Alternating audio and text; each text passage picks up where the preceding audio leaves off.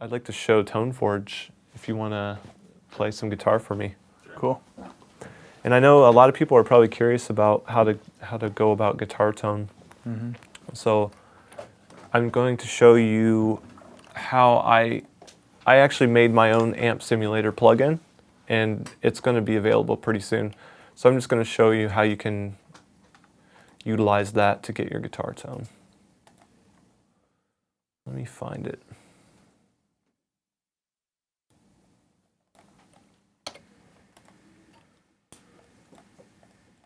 So with this, what I wanted to do with this plugin, I wanted to, actually let's talk about, before I do this, you could stay there, you're fine. I want to talk about why we're going to use amp simulators and why it's important. Okay, so the first thing with amp simulators is that you have portability. And that's really great, especially in today's age where everything is done on computers. You can take your session around if you need to go to a different studio. As long as they have the guitar amp simulator installed, then your session will open and it'll sound the same. And you can still open up the guitar tones and make adjustments and change, your settings after, in different locations and things like that. So it's really useful for that reason. Also, consistency. A typical amp setup is going to have so many different variables. You're going to have the guitar, which already has a ton of variables, as we've learned today. Then it goes out of the guitar into a guitar cable and then into a DI box or into an amp. And if it goes into an amp, after that you've got a billion variables. You've got the life of the tubes, all the various settings on the amps, the speaker cabinet, the type of speaker, the angle of the speaker, the microphone, the room that the microphone and the speaker are in, and the microphone going into the mic preamp and all those things. And having all those variables, it makes it very hard to have a consistent guitar tone. I've noticed that when you're miking up an amp, it can change sound from day to day. And I know that's a frustrating thing when you're working with real amps. It's hard to keep consistent tone. So with amp sims, you pretty much don't have that problem. The other great thing about amp sims is that they have recallability. So you can open a session 3 weeks from now and still change how much gain is on your tone. If you wanted to do that in real life, you'd have to go back, get the amp if you don't own it, get it again, set it all up, try to get the same tone, and then change the gain knob, which is just a lot of work. You also get the instant reamping while editing. And what that means is, if we look at this session, for example, I'm going to actually look at the original guitar tracks. So if I take this guitar track, for example, and I put it into a tone, and let's say I'm actually looping a little section right here.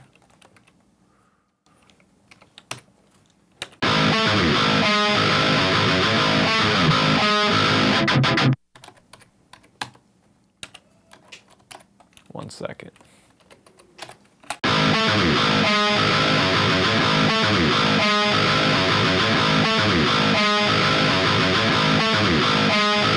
Okay, so as I'm looping that, I can fine-tune notes. This is something that you would never be able to do with a real amp. So I can click on this note, and I can actually change the volume of it and hear how it affects the tone. So if I'm like looping my section and changing the volume of this, we can hear how it will interact differently.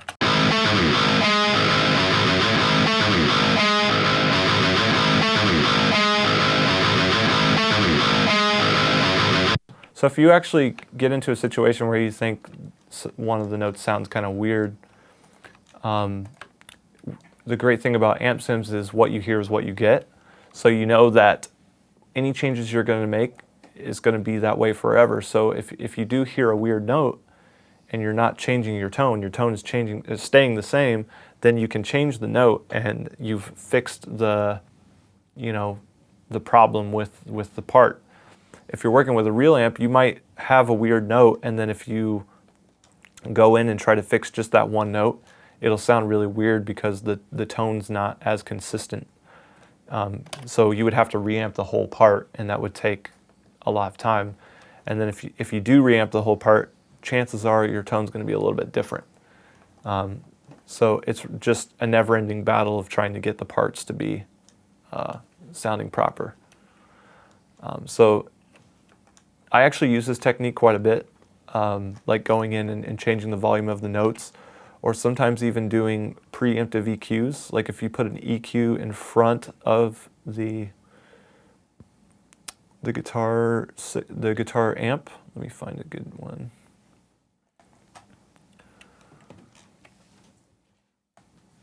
All right, let's take a look at just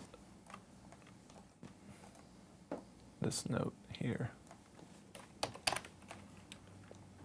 So you can actually go in and do like little EQ automations for certain notes.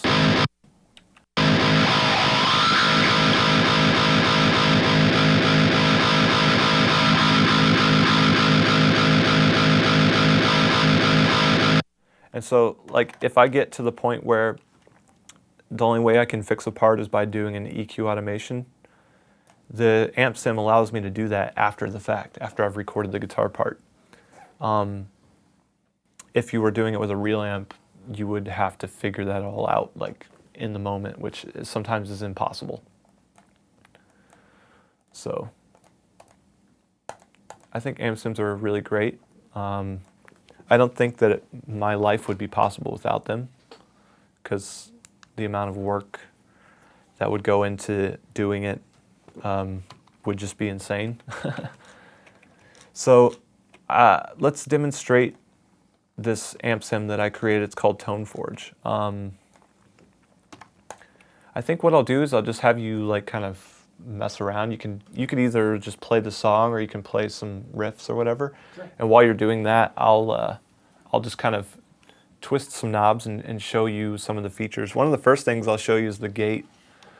So I'll turn you on, you start playing, and then I'll adjust the gate. Oh, sure. Okay, cool. Go ahead.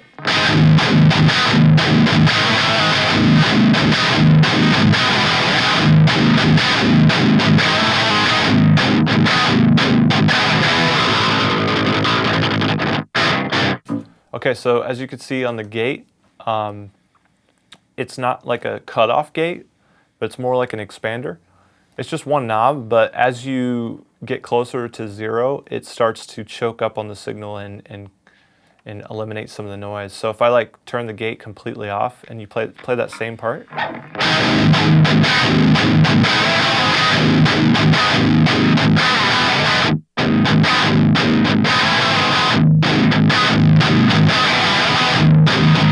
Yeah, so you can like tighten up the signal a little bit.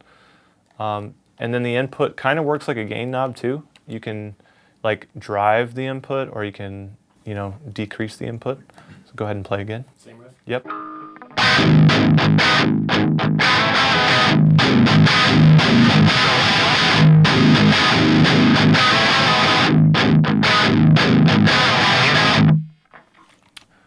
And then that's also your calibration knob. So if you need to like quiet down your input a little bit or raise it to make up for lack of gain, you can do that.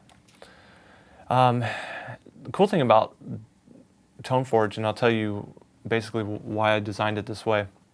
I felt like there wasn't any single guitar plugin where you could get a complete guitar sound from A to B. There's amp simulators out there, you've got pedal simulators, you've got cab simulators, impulse response things, but there's nothing that really takes it and puts it all into one package. And that's what I try to do with Toneforge. So what you get is a complete signal chain starting with, you know, like a pedal, could be an overdrive, could be like an input compressor or something like that. Then you get your amp, of course, and then you've got the cab, which also is the microphone. So you've got different microphone selections. And then it goes into the Joey Magic, which is a little bit of my secret sauce. Actually, I'll show you the difference in having it off and on, so go ahead and play.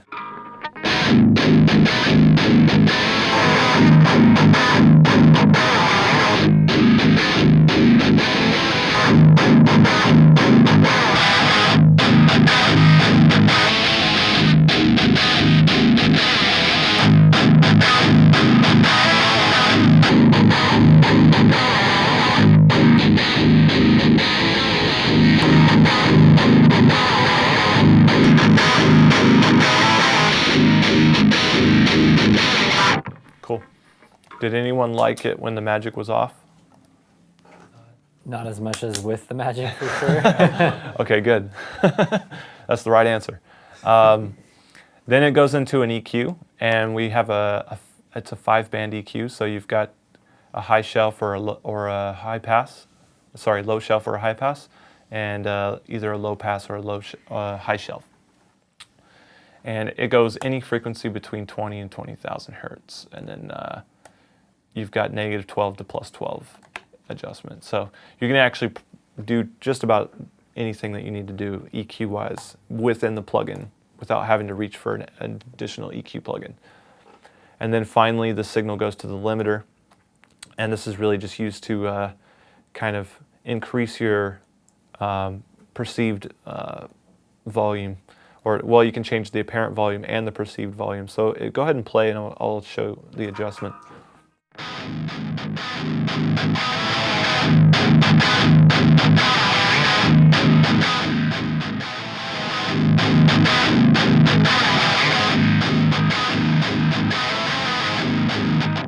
So yeah, I don't know if you noticed, but the meter can, it's kind of like having your ceiling at 0, but you can still get louder. Even though your peaks are at 0, the limiter starts to shave them off, and it allows you to increase your headroom, or decrease your headroom, I should say, which gives you more volume. And the makeup gain is automatic, so your output knob is just a reducer. Now, you can turn any of these individual elements off if you don't like them. So if you don't like the overdrive pedal, you can turn it off. You can't turn the amp off, because why would you be using the plugin if you're not going to have the amp on? You can turn the cab off. So if you want to use your own impulse response, you can turn the cab off and then put an impulse loader after the plugin. You can turn the EQ off, and then you can, of course, turn the limiter off as well. Now, if you do turn the cab off, it will automatically disable anything after it, because you wouldn't want to limit your signal before it goes into a cab. So just by nature of how the signal chain is supposed to work, all those things have to be bypassed if you're not using the cab. There's just no other way to do it, so that's how it works. Now, I tried to design this specific model, which is called Menace, to be like the ultimate metal tone. So it has a ton of gain.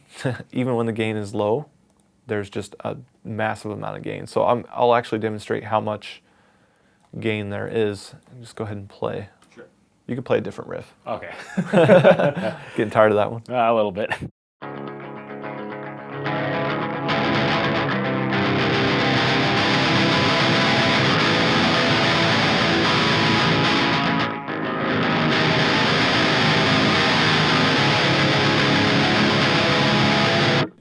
Oh, palm mute? Yeah.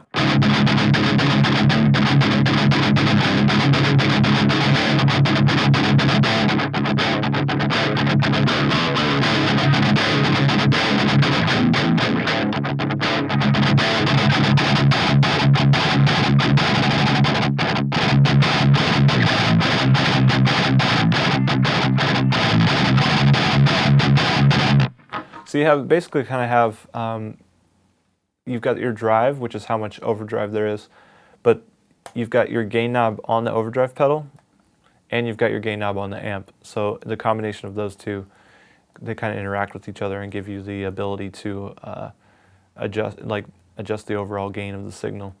Now without the overdrive pedal, it is kind of interesting because it's a little bit of a different tone. So go ahead and play. I'll show you.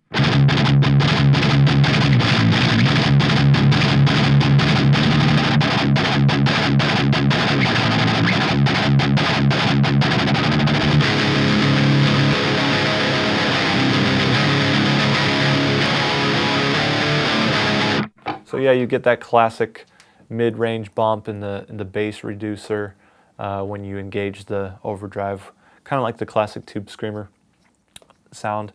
Do you use like an overdrive pedal when you play? Absolutely. Yeah. What kind of amp do you have? I have an orange Rocket Ribbon at 5153. Yeah, so you've got to have that tightness that the Tube Screamer adds. How about you guys? You play guitar, right? Yeah. I use a Maxon OD808 and I have a 5153. That's awesome. So yeah, it's basically trying to do the same thing as like a Maxon or a Tube Screamer. I mean, it's the classic green pedal. I think it tightens up the signal quite a bit, but the thing that's nice about this one is you do have quite a bit of gain, and the tone knob is fairly wide range as well. So I'll show the tone knob. Just go ahead and give me some.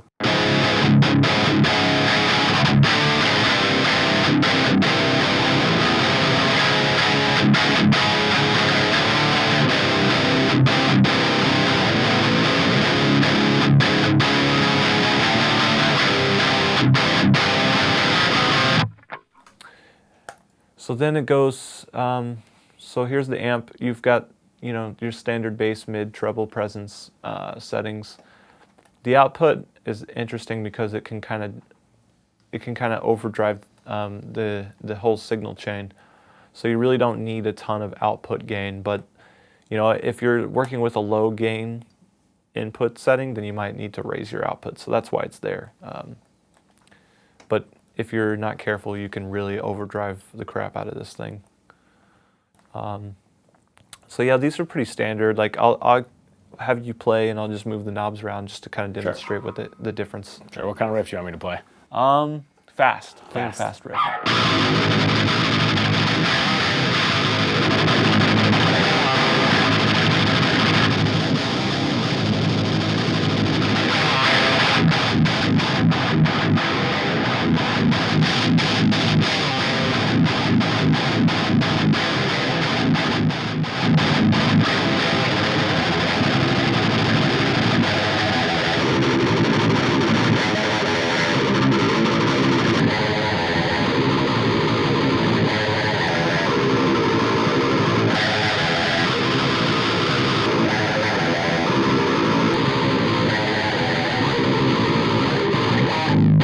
Cool.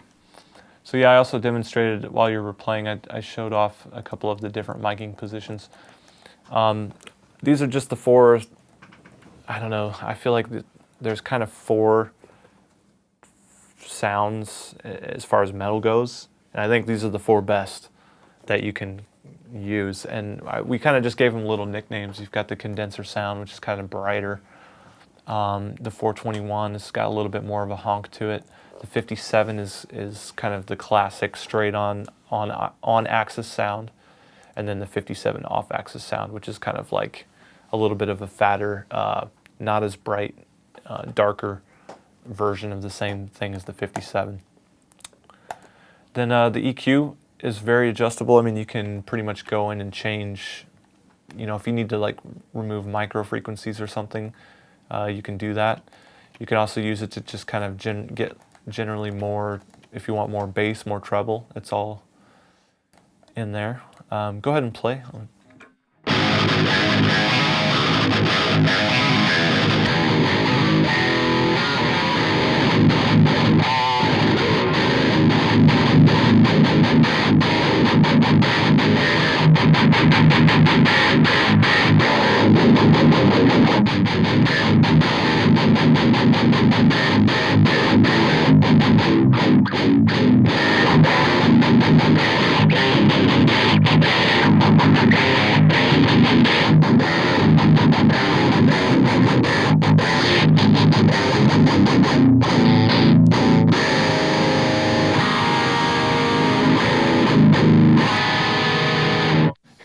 Here's before.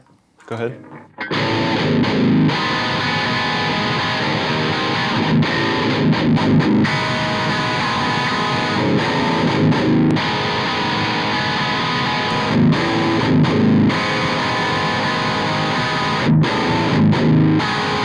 Cool. Yeah, so just in 2 seconds, you just, improved it. Yeah, and I mean, that's pretty much it. Like, it's a very simple plugin. It's designed to just get great tones quickly. In fact, I think I used to have this set up to where it sounded pretty much the same as the Down and Dirty song. So let me see, I can show that. So if I actually take the Down and Dirty guitar performance tracks and drag them into the Toneforge tone, should be able to play it.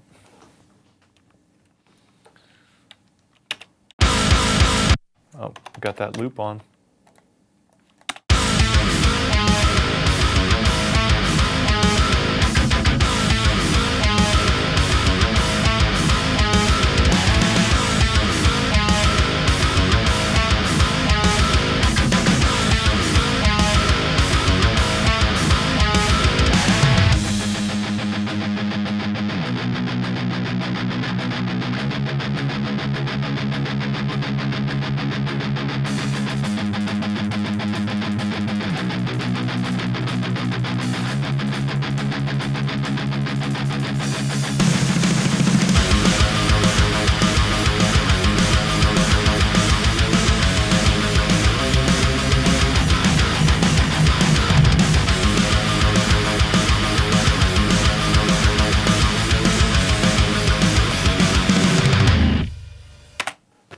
So yeah, that's pretty much it for the Toneforge demo. Pretty cool. Yeah, I mean, what do you guys think?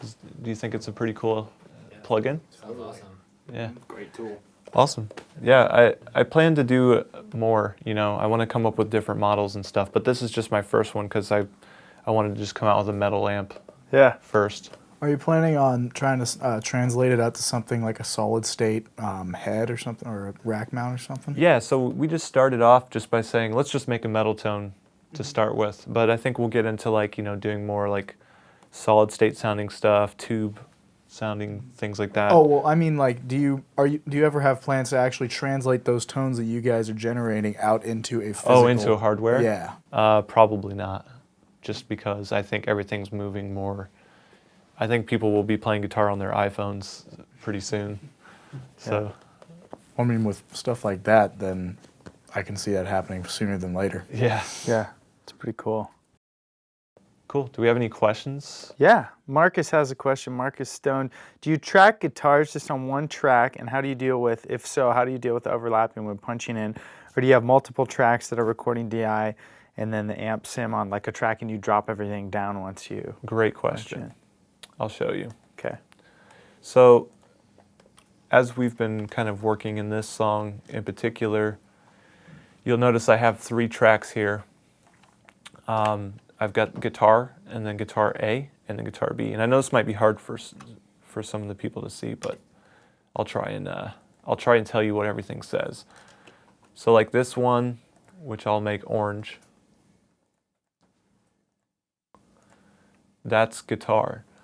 Everything that you record in the sessions is recorded in that track. And generally we just put a really basic distortion tone on there and then, just record all the parts in that track. And then once you've got your part completely edited, and the nice thing is having that track allows you to do a bunch of stupid edit parts and make all kinds of little cuts and stuff without affecting any other audio in the session. Once you've got it done, you can bounce that selection and then just drag it down into, your main rhythm guitar tracks. So it would be like, if you had, let's say we had like this much of the song recorded and we were working on the next part, we would work on it here and build it, put it all together, and then once we had it done, we would just drag it into place like that. And that's just like a workflow thing. I feel like that is the easiest way to do it. What was the second part of his question? How do you have effects or your amp sims just on that one track that you drop everything down to? So yeah, all 3 tracks have the amp simulator. okay. So the first Got it. track has the amp simulator so that he can, when he's playing, he can hear it. Yeah. Okay. And then the other 2, typically I will have a little bit more DSP on these other 2. Like I might have more filters or more saturation or something that would normally cause latency. Okay. You wouldn't be able to play through those in real time, but it makes it sound better. So you only drag stuff into those tracks that you're going to keep. You don't punch in on those tracks because you would have latency and it wouldn't be possible. Okay. Awesome. How standard, Julian D wants to know, how standard are these methods in other studios?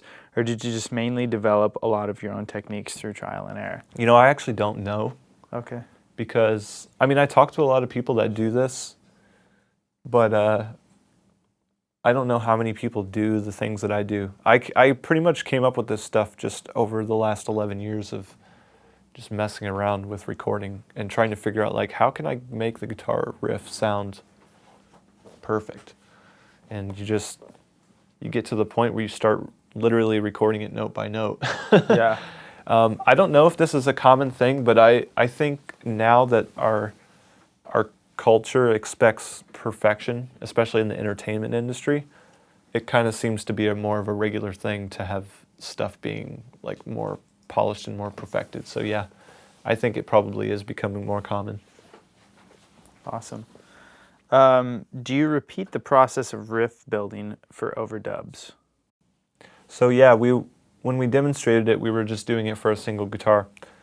You would have to do it twice. Okay. Yeah, because you would, if you're doing, like, if we're looking at this riff in particular, both guitars play the same thing, but you still need to have a unique take of each one. Because if they were the same, I can actually demonstrate. So let's just say the riff was exactly the same on both sides. This is what it would sound like.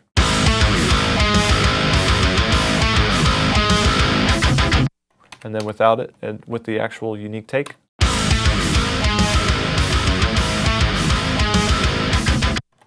So one actually ends up being mono, and then the other one ends up being stereo because it's a unique take. And what it really comes down to is if you zoom in like super crazy, these things will move at different rates. And that's the reason why it sounds unique. The waveform actually is never the same on either side. Even though you're playing the same part and it's the same notes and the same timing, the waveforms aren't exactly the same. So that's what creates the wideness. Awesome. Adrian wants to know, what language did you use to code that? Toneforge, it's made in C++. Okay. I'm curious, just how long did it take you to? Well, like, we from started in inception March, Okay. and we're barely. I mean, how long is that? That's like 10 months. Yeah. Yeah, took Wow. about 10 months. Okay. Gotcha. Is pre-production difficult if you don't find the band's material interesting? Does it make you less interested in the project? Yes, absolutely. At that point, I probably wouldn't have agreed to do the project. I've got to be interested because I have to be invested. And if I'm going to be invested, the only way to really get into it is to like it. Yeah. So there are cases where someone wants to work with me, but I don't want to work with them. And so you just have to let them down gently, I guess. Yeah. Has that been true through your whole career, or has that changed over time? Like initially, you don't get to pick, like at your level, you can pick and choose who you want to work with. Right. When you're just starting out as a producer and engineer, it seems like you just got to try to pay the bills and... Well, yeah. Actually, when I started out, I think I would record anyone. Okay. Because it was fun, and Yeah. I was still trying to figure out what I like to do anyway. But as time goes on and you get more and more people that want to work with you, you have to start being choosy, even if you don't want to be. Yeah. But I would think, like, for the person who's out there who doesn't, isn't having people fight over them, Yeah. and they're not, it's like, how am I supposed to work with these bands if I don't like them, but I still have to make money? You've got to cut your teeth somehow, and I think, there's no better way than just actually doing it. And For the people out there who want to know like how to actually make money doing this and that they're not yet making money, I would say just record anyone who's willing to let you record them, because if you keep doing that, you're going to get to a certain point where people are going to be willing to pay you to do what you do.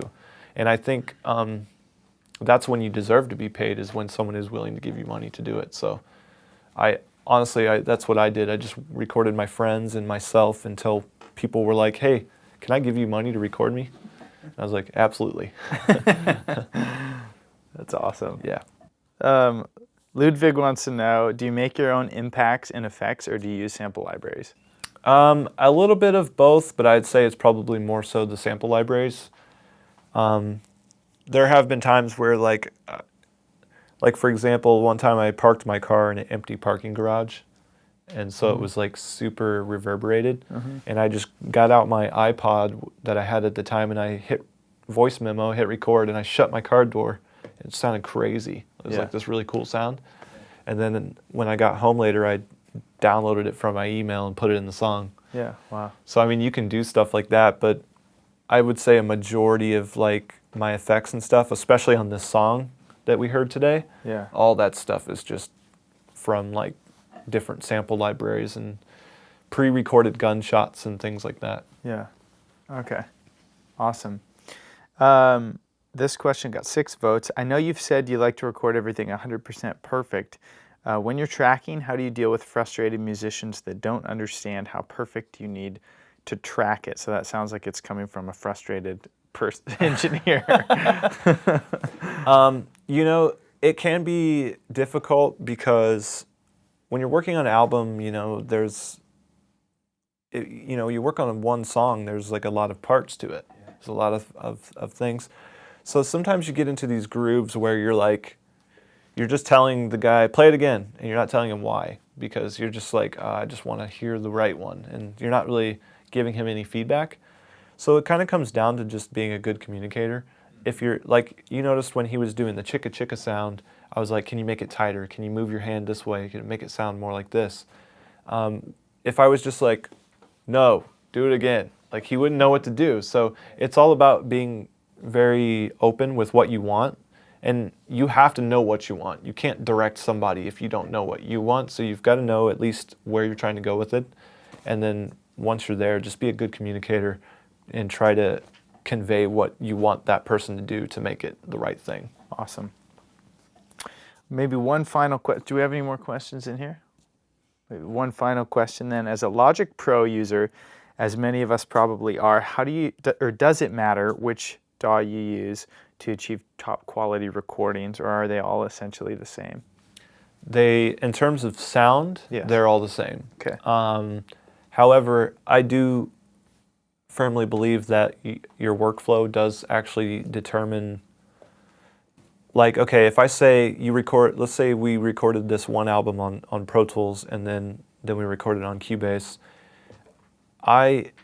technically they should sound the same, but since Cubase works differently than Pro Tools, I think they actually come out differently. I think they would. If you record the same album on 2 different DAWs, they would come out differently, because the way that you interact with the program to effectively do certain types of editing operations and things and mixing causes you to make different decisions.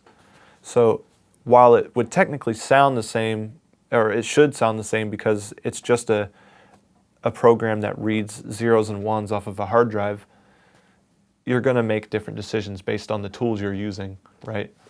So if your guitar doesn't stay in tune very well, then your riffs might be sloppy because you just get frustrated with it, and you know what I mean? So it's the same thing with, like, if your recording program is really difficult to edit guitars with, then I bet a lot of your guitar tracks sound sloppy because you just get fed up with, trying to edit it. So I think Cubase is I love Cubase, and I have Pro Tools, and I've often in situations where I'm comparing the two, and I think Cubase is better, but that's personal preference totally. Awesome.